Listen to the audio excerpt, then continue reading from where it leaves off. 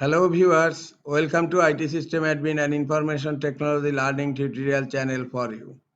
Today in this tutorial I am going to show you how to disallow themes to change desktop icons on Windows 11 computer. Sometimes it becomes very important for you, so don't forget to watch full video.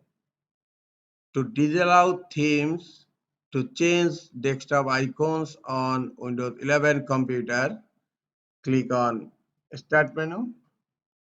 Now click on Settings.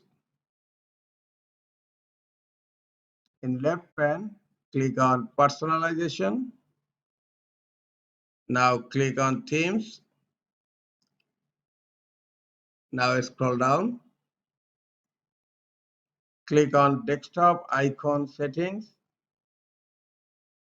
In Desktop Icon Settings pop-up menu, you will find below Allow Themes to change desktop icons. Just deselect this and now click on Apply and then click OK. Close settings. Now change desktop icon settings is disallowed on my Windows 11 computer. This is all for today. Hope this tutorial is helpful for you. Keep watching for next tutorial. Thank you very much.